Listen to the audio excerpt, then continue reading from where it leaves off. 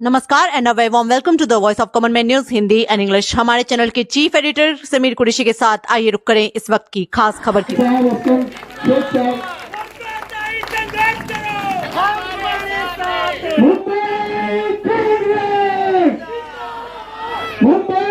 जिन्हें अगर कुर्सियों पर जगह नहीं मिली, कुर्सियां कम पड़ गई, तो उन्होंने जमीन पर बैठने से भी गुरेज नहीं किया। आप हमारी असली ताकत हैं। हम आपकी मौजूदगी को सलाम करते हैं। जो भाई पिछले 3-4 घंटे से खड़े हैं, मैं समझ सकता हूं उनको परेशानी भी है, लेकिन फिर भी वो इस कार्यक्रम में कांग्रेस के लिए, आप सबके लिए अगर मौजूद हैं तो उन सबको पहले उनका शुक्रिया अदा करना बनता है। आपण सर्वे कसे आहात। मैंने ये शब्द इसलिए बोला क्योंकि मैं जिस ऑडिटोरियम में खड़ा हूं, जिस हॉल में खड़ा हूं, इस हॉल का जो नाम है अन्ना भाऊ साठे,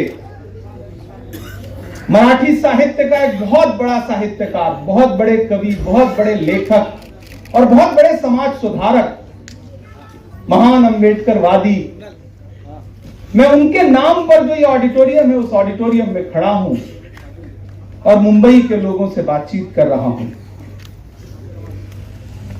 बात शुरू करूं उससे पहले मीडिया के साथियों की मौजूदगी को भी सलाम करता हूं। हमें पता है कि वो इतनी तादाद में आज यहां क्यों आए हैं, उन्हें क्या सुनना है, क्या कवर करना है और क्या निकाल के क्या चलाना है। पिछले 7-8 साल में इस खेल को हम लोग कम से कम समझ तो गए ही हैं। उनकी मौजूदगी को भी सलाम करता हूं। जब अहले फिरत की बातों पर कुछ जाहिल शोर मचाते हों, जब अहले फिरत की बातों पर कुछ जाहिल शोर मचाते हों, जब बुलबुल हो तस्वीरें चमन और कौवे गीत सुनाते हों, जब चिड़ियों के इन घोंसलों में कुछ सांप उतारे जाते हों, जब माली अपने हाथों से गुलशन में आग लगाते हों, उस दौर में हम दीवानों से तुम कहते हो खामोश रहो। एक मुश्किल वक्त है। राजनीति उतनी सपाट है नहीं जितना आपको दिखाई पड़ती है, और इन दिनों जो घट रहा है वो इतना आसान नहीं है, इतना सरल नहीं है कि सबकी समझ में आ जाए। उसे समझाने के लिए इस तरह के कार्यक्रमों की गली गली, मोहल्ले मोहल्ले, जिले जिले जरूरत है। और ताई ने, असलम भाई ने, अमीन भाई ने, सब ने यह कहा कि इमरान, आप पर हमारा अधिकार है, यकीनन आपका अधिकार है। मैं अगर आज देश की संसद में खड़ा होकर के आपके मुद्दों पर बोल पा रहा हूं, तो बिला गुरेज मैं यह बात कह सकता हूं कि उसमें सिर्फ और सिर्फ महाराष्ट्र के उन साथियों का योगदान है जो हमारे साथ खड़े हुए। वोट 44 लोगों ने दिया सांसद बनाने के लिए, लेकिन मैं भूल नहीं सकता कि उस मुश्किल वक्त में जब बड़ी साजिशें थीं और कुछ अपने भी गैरों की महफिलों में खड़े थे, ऐसे में अगर किसी ने भाई की तरह हाथ पकड़ के यह कहा कि इमरान आपका चुनाव नहीं है, ये हमारा इलेक्शन है, हम लड़ रहे हैं, वो थे असलम शेख साहब, वो थी हमारी बहन वर्षा गायकवाड़, वो थे अमीन पटेल साहब। ये सारे लोग नॉमिनेशन से लेकर के और सर्टिफिकेट दिलाने तक मुझे ऐसा लगा ही नहीं कि मैं इलेक्शन लड़ रहा हूं। ये खुद उस इलेक्शन को लड़ रहे थे। तो असलम भाई, वर्षा ताई, अमीन भाई और मुंबई वालों, महाराष्ट्र वालों, बदन में जो भी लहू है तेरी अमानत है, जहां जहां हो जरूरत वसूल कर लेना।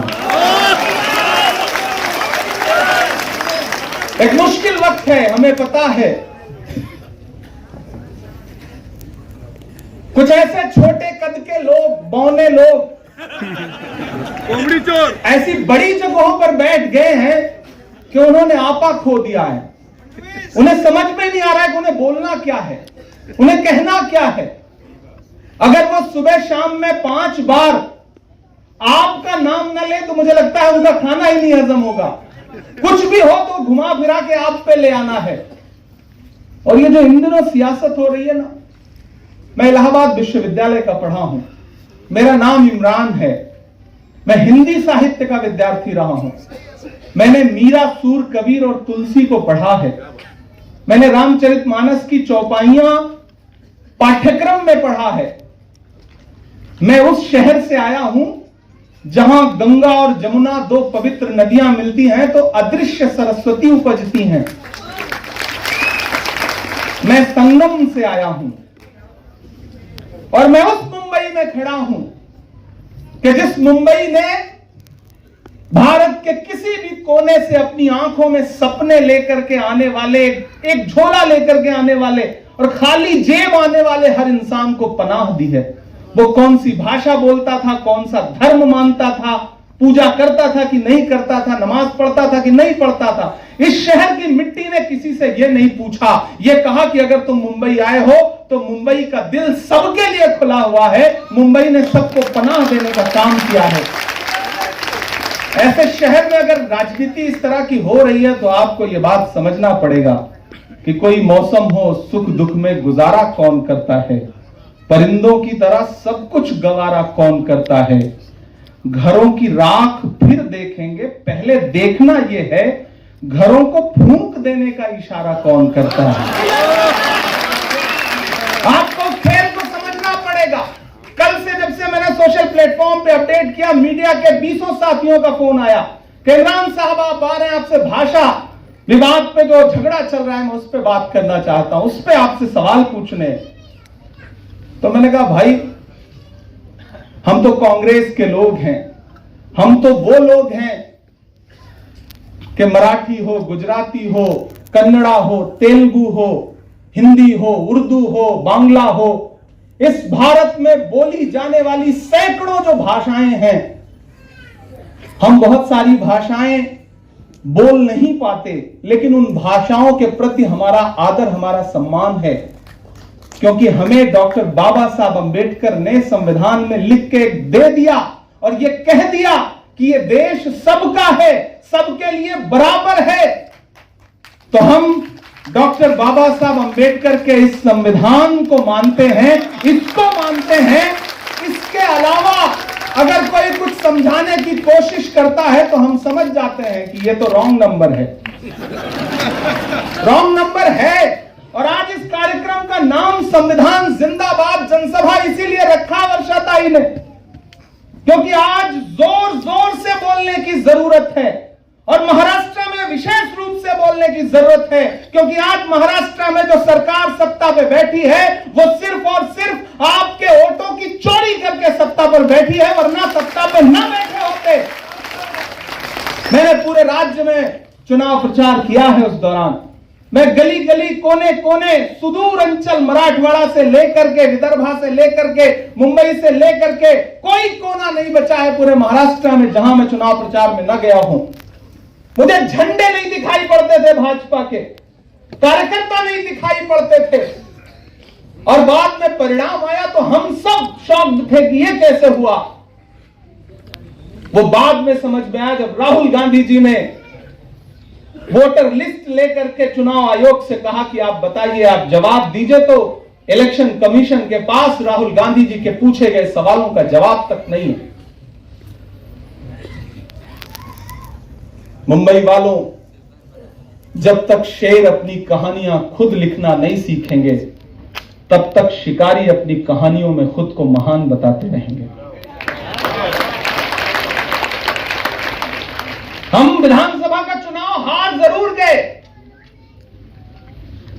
लेकिन इसका यह मतलब नहीं कि हमने महात्मा गांधी से, डॉक्टर बाबा साहब अंबेडकर से, छत्रपति शिवाजी महाराज से, इंदिरा गांधी जी से, पंडित नेहरू से जो सीखा है उस विरासत को लेकर के घरों में बैठ जाएंगे। नहीं,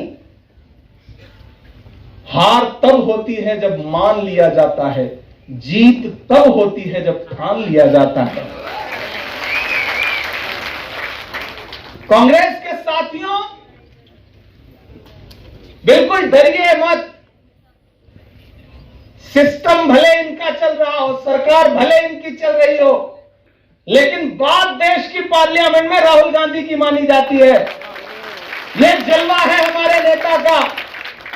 भले ही मीडिया से वॉश आउट करते हैं, स्क्रीन पर राहुल गांधी को न दिखाएं, लेकिन मुझे पता है कि जिस इंसान को ये शहजादा कहते थे, राजकुमार कहते थे, वो इंसान जब एक सुबह कन्याकुमारी से एक टी शर्ट और एक ट्राउजर में निकला, 4000 किलोमीटर पैदल चलता हुआ कश्मीर पहुंचा, तो 10 लाख का सूट पहनने वाले, मोबाडो का चश्मा पहनने वाले, हुबलोट की घड़ी पहनने वाले नरेंद्र मोदी जी का नकाब उतर चुका था और राहुल गांधी के बारे में फैलाया गया झूठ बिखर चुका था।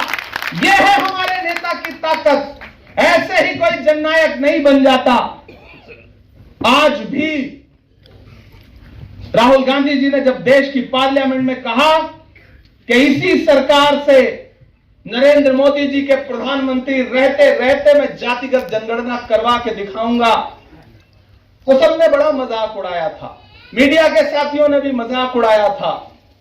लेकिन आपको याद होगा कि एक सुबह नरेंद्र मोदी जी को ऐलान करना पड़ा कि हम जातिगत जनगणना करवाने जा रहे हैं। यह है राहुल गांधी की ताकत।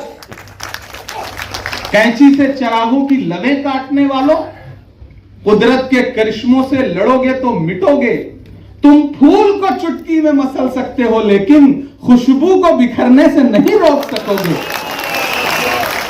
ये जो मोहब्बत की खुशबू है, जो कांग्रेस में समाहित है, उसे एक बार फिर से लेके उठ खड़े होइए। आपके सामने आने वाले दिनों में एक इलेक्शन है। कोई इलेक्शन छोटा बड़ा नहीं होता। मेरे लिए लोकसभा का इलेक्शन भी उतना ही महत्वपूर्ण है, विधानसभा का इलेक्शन भी उतना ही महत्वपूर्ण है और कॉर्पोरेशन का इलेक्शन भी उतना ही महत्वपूर्ण है। ताई, मैं आपका छोटा भाई हूं। तब आप आमदार हुआ करती थी जब आपने मुझे वोट देके खासदार बनाया। मुझे दिल्ली जाके लगा कि अगर छोटा भाई उच्च सदन में बैठ रहा है तो फिर बड़ी बहन को भी यहीं आना पड़ेगा। और हम लोगों ने दुआ की। और देखिए मुंबई वालों, आप अपनी अध्यक्ष की ताकत समझिए। आप अपनी अध्यक्ष की ताकत समझिए कि एक इंसान जिसे भारतीय जनता पार्टी ने वर्षा गायकवाड़ के खिलाफ कैंडिडेट बनाया और उन्हें लग रहा था कि वो साम दाम दंड भेद करके चुनाव जीत जाएगा, लेकिन ये वर्षा गायकवाड़ का जमीन से जुड़ाव था, इनके पिता की विरासत थी, राहुल गांधी का नाम था, कांग्रेस की ताकत थी कि तमाम पैसा धन दौलत खर्चने के बाद भी वो इंसान इनसे चुनाव नहीं जीत सका। तो आप अंदाजा लगाइए कि आज जब प्रेसिडेंट ने नॉमिनेट किया राज्यसभा में, तो उस हारे हुए वर्षा गायकवाड़ से हारे हुए प्रत्याशी को नरेंद्र मोदी जी ने नॉमिनेट करवा करके राज्यसभा पहुंचाया। तो आप अपनी अध्यक्ष की ताकत को समझिए कि वर्षा गायकवाड़ किसे चुनाव हरा करके लोकसभा पहुंची हैं और उसको संसद लाना नरेंद्र मोदी जी के लिए कितना महत्वपूर्ण था। क्योंकि मुझे लगता है कि इस देश में नरेंद्र मोदी जी को झूठ बोलने में कोई टक्कर दे सकता है तो वही दे सकते हैं। इसलिए आप सबसे कहना चाहता हूं साथियों कि ये बहुत आने वाला समय बहुत मुश्किल भी है, महत्वपूर्ण भी है। कई राज्यों में चुनाव हैं, लेकिन यहां जो बीएमसी का चुनाव है वो किसी राज्य के चुनाव से कम नहीं है। मुझे लगता है कि वो ज्यादा महत्वपूर्ण है। आप सारे लोगों को कमर कसना है। यहां मेरी माएं बहनें बैठी हैं, नौजवान साथी बैठे हैं, बुजुर्ग बैठे हैं, ऐसे तमाम सामने चेहरे बैठे हैं जिन्होंने पिछले 40 साल 50 साल कांग्रेस पार्टी के लिए अपना सब कुछ कुर्बान किया है।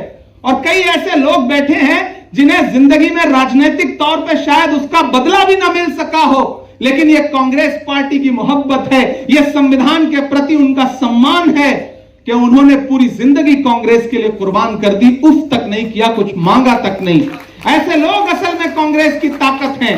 ये जो लोग छोड़ के चले गए या छोड़ के जाएंगे, उनकी परवाह करना बंद करिए। कांटे गुल के साथ नहीं चल सकते हैं, बुज़दिल खुल के साथ नहीं चल सकते हैं। रास्ते में जो छोड़ गया उसे जाने दो, सब राहुल के साथ नहीं चल सकते हैं। ये बड़ी लड़ाई है, इस बड़ी लड़ाई में वही चलेगा जिसे फिक्र ना हो, परवाह ना हो, जिसकी आंखों में सपना हो। और वो सपना यह है कि आने वाले 2029 में लाल किले की प्राचीर पर 15 अगस्त को जो भाषण हो वो देने वाला राहुल गांधी हो।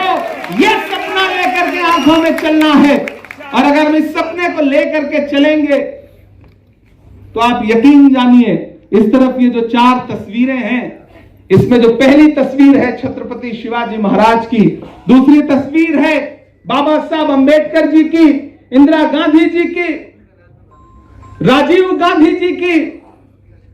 आप सिर्फ इन 4 तस्वीरों को देखिए, फिर इस संविधान की तरफ नजर दौड़ाइए तो आपको समझ में आएगा कि उस समय 1947 के बाद का जो भारत था, उस समय ऐसा संविधान बनाना और उसे लागू करवाना कितना बड़ा काम था। आज संविधान पर खतरा है, मानिए या ना मानिए, संविधान पर खतरा है। अगर खतरा ना होता तो भारतीय जनता पार्टी का 5 बार का सांसद अनंत हेगड़े अपने चुनावी सभाओं में यह न कहता कि हमें 400 सीटें दो, हमें संविधान बदलना है। लल्लू सिंह अयोध्या के सांसद ये न कहते कि हमें 400 सीटें दो, संविधान बदलना है। अरुण गोविल ये न कहते कि हमें 400 सीटें दो, संविधान बदलना है। ये तो डॉक्टर बाबा साहब अंबेडकर के संविधान की ताकत है कि 400 पार का नारा लगाने वालों को आप सबने 240 पे ऐसे लाके पटका है कि 2 बैसाखियों पे खड़े हैं, एक नीतीश बाबू की, एक चंद्र बाबू की। एक बैसाखी छिटकी, मोदी जी की सांस अटकी। सही है कि नहीं है? मीडिया के साथी मुझसे कहते हैं, इमरान साहब आप कैसे कह रहे हैं कि खतरा है संविधान पे? मैंने कहा आप नरेंद्र मोदी जी की कार्य प्रणाली को जरा करीब से महसूस करिए। याद करिए, मुंबई वालों और नेता साथियों के लिए भी कह रहा हूं, याद करिए 2014 का वो दिन जब पहली बार देश के प्रधानमंत्री बनकर नरेंद्र मोदी जी देश की संसद में पहुंचे थे।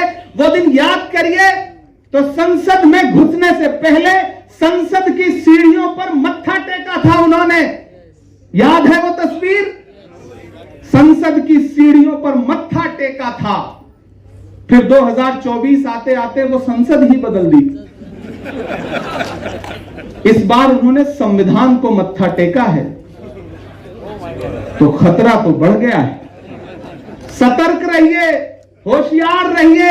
हर दिन इस संविधान को, इस पवित्र किताब को बचाए जाने की जरूरत है। किससे? मौजूदा सरकार से, भाजपा से और राज्यों में मौजूद भाजपा सरकारों से।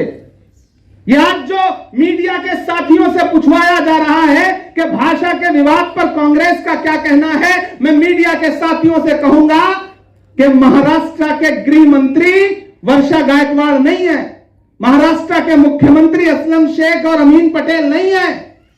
लॉ एंड ऑर्डर का मसला किसका है? जिम्मेदारी किसकी है? सवाल जाइए देवेंद्र फडणवीस से पूछिए।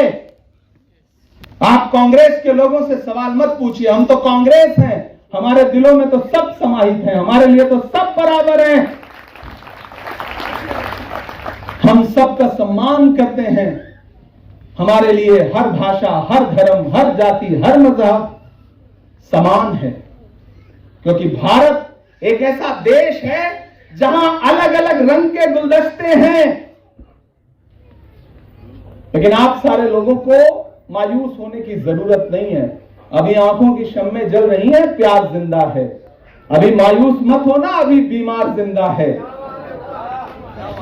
हजारों जख्म खाकर भी मैं जालिम के मुकाबिल हूं। खुदा का शुक्र है अब तक दिले खुददार जिंदा है। और ये बुज़दिल लोग हैं, इनसे डरने की जरूरत नहीं है। मैंने देश की संसद में सामने बैठ कर देखा है, ये डरे हुए लोग हैं। इनके पास सत्ता की ताकत खत्म हो जाए तो ये नजर भी नहीं आएंगे कहीं है। क्योंकि सत्ता पर बैठे हैं तो किसी के पीछे भी ईडी लगा दो, पुलिस लगा दो, सीबीआई लगा दो। लेकिन हम राहुल गांधी के सिपाही हैं, हम तो सवाल पूछेंगे।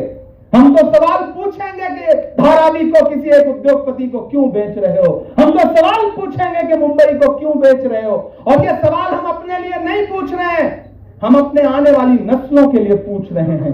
आज नहीं बोलिएगा, आज नहीं खड़े होइएगा, आज नहीं बात करिएगा, तो फिर आने वाली नस्लें आपसे सवाल पूछेंगी कि जब पूरा मुंबई अडानी को बेचा जा रहा था तो आप चुप क्यों थे। सवाल तो पूछेंगी ये नस्लें। और जब जब आप सवाल पूछेंगे साथियों, याद रखिएगा, जब जब आप सवाल पूछेंगे तब तब ऐसे ऐसे लोग निकल के आएंगे जो होंगे 1.5-2 फुट के, लेकिन बातें करेंगे 200 फुट की। क्यों? ताकि आपका ध्यान भटक जाए। मैं तो उनसे कहना चाहता हूं कि आप मक्खी को नहीं समझा सकते हैं कि फूल कचरे से ज्यादा खूबसूरत होता है। समझाए जाने की जरूरत है। साथियों, आपने बहुत भाषण सुना है पिछले कई घंटे से। ताई, हम सारे लोग आज अहद करते हैं कि आज पहला कार्यक्रम शुरुआत साउथ मुंबई से हुई है, दक्षिण मुंबई से हुई है। ये जो शम्मा जली है, आज जब ये तस्वीर मुंबई में जाएगी तो नफरत की राजनीति करने वालों के मुंह पे यह तस्वीर तमाचे का काम करेगी, क्योंकि ये मोहब्बत से जुटाए गए लोग हैं, ये मोहब्बत में आए हुए लोग हैं, ये तिरंगे के सम्मान में आए हुए लोग हैं, ये भारत के संविधान के सम्मान में आए हुए लोग हैं। और जब तक ये लोग हैं तब तक आप समझ लीजिए कि उम्मीद जिंदा है, कांग्रेस जिंदा है। और जब तक कांग्रेस जिंदा है तब तक हम न तो मुंबई को लुटने देंगे, न संविधान को बदलने की किसी भी साजिश को कामयाब होने देंगे। अंत में आपसे बस इतना कहूंगा, आखिर में बस आपसे इतना कहूंगा कि मैं देश की पार्लियामेंट में हूं, पूरी दुनिया ने बड़ा प्यार दिया, मैं उत्तर प्रदेश में पैदा हुआ, लेकिन गर्व करता हूं कि महाराष्ट्र ने मुझे इस तरह अपनाया कि आज जब देश की संसद में खड़ा होकर बोलता हूं तो हर सूबे को लगता है कि ये हमारा बेटा है, हमारा भाई है। लेकिन आपका बेटा, आपका भाई कहीं भी जा करके नाम रोशन करे, रहेगा वो आपका ही बेटा, आपका ही भाई रहेगा। मैं आपका हूं, आपका पूरा हक है जहां जहां ले चलना होता ही। और आपसे तो राजनीति में आने से पहले मैंने आपको अपनी बड़ी बहन माना है, तो आप जब भी आवाज देंगी तब आपका ये छोटा भाई हाजिर मिलेगा। रवि भाई ने कहा कि खासदार फंड से यहां के लिए आप कुछ बजट दीजिए। बिल्कुल, मैं अमीन भाई से पहले भी कह चुका हूं कि जो भी मेरे पास छोटी सी धनराशि रहती है उसमें आपके हिस्से का जो भी है वो आप मुझे प्रोजेक्ट दीजिएगा, वो आप मुझे इशू बताइएगा। मैं पूरी कोशिश करूंगा, पूरी ईमानदारी से आपका हिस्सा। अच्छा, हाँ, वो भी सुना देंगे। आपका हुक्म बिना पूरा किए कैसे जा सकते हैं? बिल्कुल, अच्छा, हाँ, वो भी सुना देंगे। कितना, यही है मुंबई, समय पे कितना चीजों को याद दिलाते हैं। उन्हें समझ में आया कि ये भाषण खत्म करे उससे पहले इसे याद दिला दो ताकि वक्त छूट ना जाए। और जो समय का सही सदुपयोग करते हैं, दरअसल वही लोग अच्छे होते हैं। समय की ही कीमत है, वक्त की ही कीमत है। जो अखबार सुबह 5 रुपए का एक बिकता है, वो शाम होते होते 5 रुपए का 1 किलो बिकता है। तो समय की ही कीमत है। और उस समय को भाई ने मुझे याद दिलाया। मैं नज्म भी सुना दूंगा आखिर में। बस आपसे एक छोटी सी आपको कहानी सुनाता हूं कि महान बादशाह सिकंदर ने जब यूनान जीता ना, यूनान फतेह किया, तो जीत का जश्न मनाने के लिए शहर की सड़कों पर निकला। तो उसने देखा कि पूरा शहर उसके स्वागत में जश्न मना रहा है, जीत का जश्न मना रहा है। लेकिन एक फकीर है जो सड़क के किनारे बेखबर सो रहा है। सिकंदर अपने घोड़े से गुजर रहा था, उसको देखा तो उसे गुस्सा आ गया। अपने घोड़े से उतरा और उस सोते हुए फकीर के पास गया और गुस्से में उसे जोर की एक लात मारी और लात मार के कहा कि क्यों रे फकीर, मैंने शहर जीत लिया, यूनान जीत लिया, लोग जश्न मना रहे हैं और तू सो रहा है। उस फकीर ने उम्मीदी आंखों से सिकंदर को देखा और देख करके कहा कि शहर जीतना बादशाहों का काम है, लेकिन लात मारना गधे का काम है।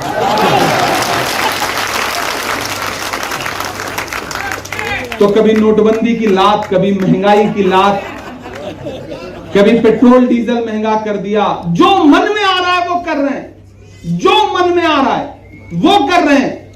अब इस देश को एक इंकलाब की जरूरत है और मुंबई की धरती, महाराष्ट्र की धरती क्रांति की धरती है, यह ज्योतिबा फुले जी की धरती है, यह संत नामदेव की, ज्ञानदेव जी की धरती है, सबसे बड़ी बात की डॉक्टर बाबा साहब अंबेडकर की धरती है। यहां से उठी हुई आवाज पूरे देश की दशा और दिशा तय करती है। इसलिए मुंबई वालों, वो जो गंगा जमुनी तहजीब है उसे बचाने के लिए आगे आइए, वरना ये पागल लोग सब कुछ जला देंगे, ये पागल लोग सब कुछ बर्बाद कर देंगे।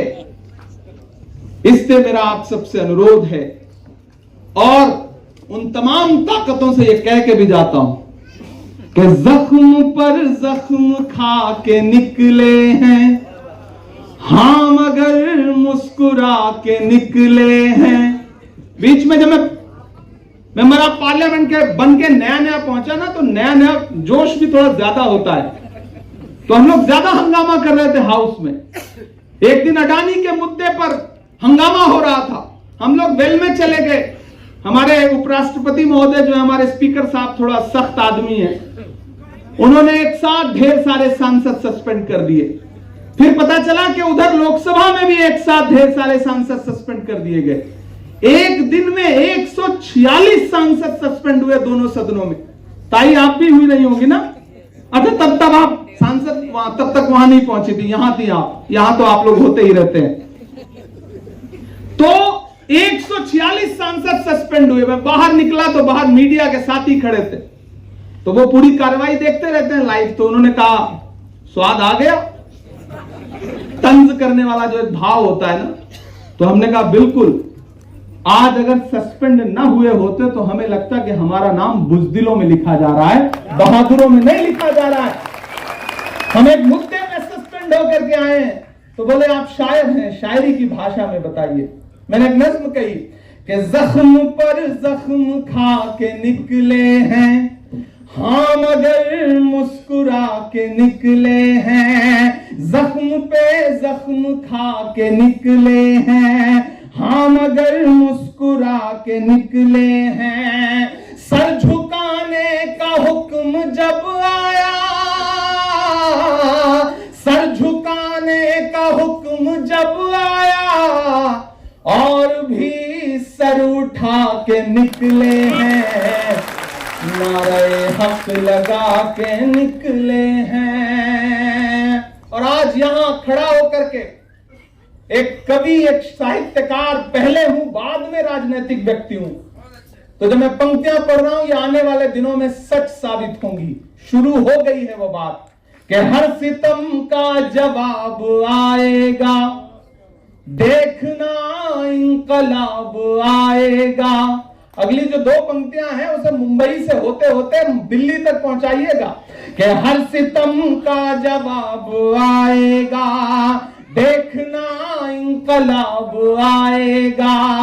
अच्छे दिन का किए थे जो वादा, उनका दिन भी खराब आएगा, उनका दिन भी खराब आएगा। कि झूठ के हाकिमों के चेहरे पर आईना हम दिखा के निकले हैं, नारे हक लगा के निकले हैं। कि हम तो निकले हैं मुस्कुराते हुए। आप कांग्रेस के नेताओं से मिलिए, मोहब्बत की बात करेगा, हंसेगा, मुस्कुराएगा। उधर आप भाजपा के नेताओं के भाषण सुन लीजिए, चाहे वो कितने भी छोटे क्यों ना हो, अजीब सी तनाव में है, सिर्फ नफरत की बातें हैं।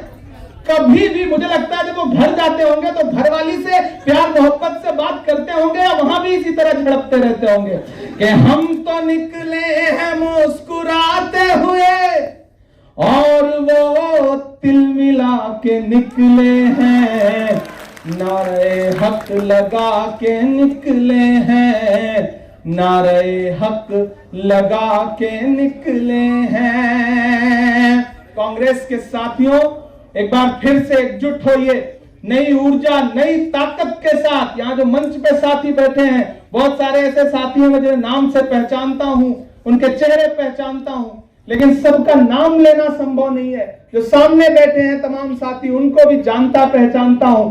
उन सब का शुक्रिया अदा करते हुए कह रहा हूं कि एक बार अपनी पूरी ताकत फिर से इकट्ठा करिए। ये लड़ाई बहुत बड़ी है और ये जो नफरत की बातें करने वाले, नफरत के सौदागर आपके सामने आए, तो उनसे कहो कि जरा सी बहस को लंका बनाया जाएगा, तमाम शहर को दंगा बनाया जाएगा। हमें जलाओ ना यारों की वो कपास है हम, हमें मिला के तिरंगा बनाया जाएगा।